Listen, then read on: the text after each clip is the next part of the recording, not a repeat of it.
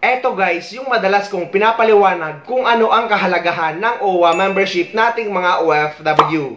Dahil kung ano man ang mangyari sa atin, kagaya ng distress, displaced, or unfinished contract, ay covered tayo ng OWA.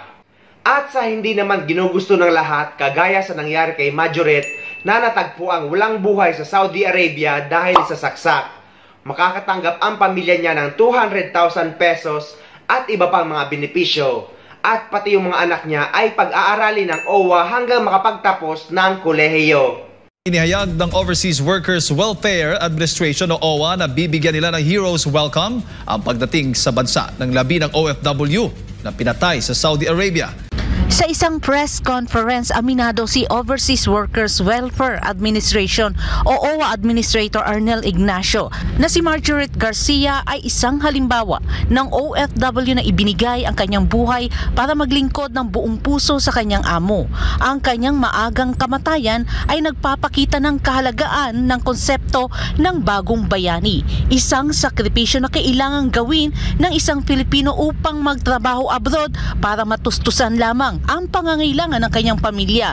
Binibigyang halaga din ni Ignacio ang kahulugan ng pagiging tunay na bayani na ang ibig sabihin ay ang pagtatrabaho sa ibang bansa ng ating mga kababayang OFW na may puso at pagkalinga sa kanilang amo sa pamamagitan ng walang pag-aatubiling paglilingkod anumang oras at sa lahat ng pagkakataon kagaya ni Marjoret.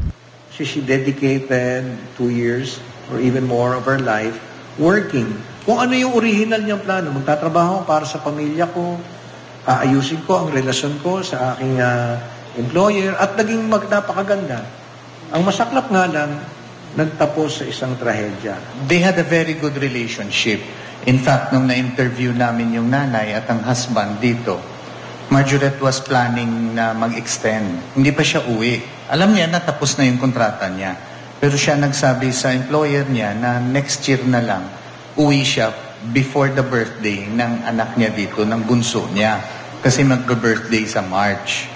Si Marjoret Garcia na isang 32 taong gulang na OFW na pinatay sa pamamagitan ng pagsaksak ng kanyang katrabaho na Kenyan sa Al-Khobar, Saudi Arabia. Ayon sa ulat ng Saudi Police noong Setyembre. Yun na yung mga nakuha naming detalye, no? Na yun nga yung hindi niya kasundo. Kaya nga yung employer ay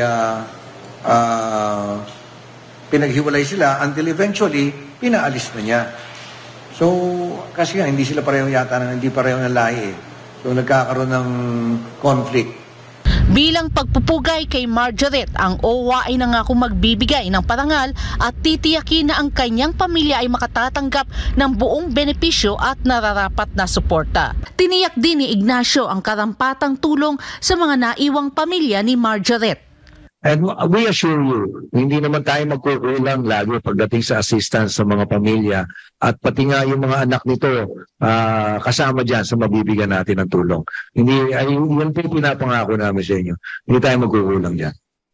Kung ako ang tatanungin nyo ay mas maigi pa na hindi ko magamit ang OWA membership ko or wala akong makuha dito. What? Dahil ang ibig sabihin lang nun ay nasa mabuti tayong kalagayan at napakarami nating pagkakataon para ayusin ang buhay natin bilang OFW at paghandaan ang pagre-retiro natin kapag nag-for good na tayo sa Pilipinas.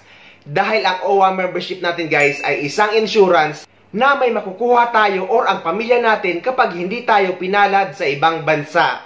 Alam ko hindi naman lahat makakaintindi ng mga pinagsasabi ko, pero ganun talaga guys ang purpose ng OWA membership. Makakakuha ka lang ng mga benepisyo or tunay na benepisyo ng OWA just in case man may mangyari sa ating mga OFW dahil nga nagsisilbi itong insurance natin habang nagtatrabaho tayo sa ibang bansa.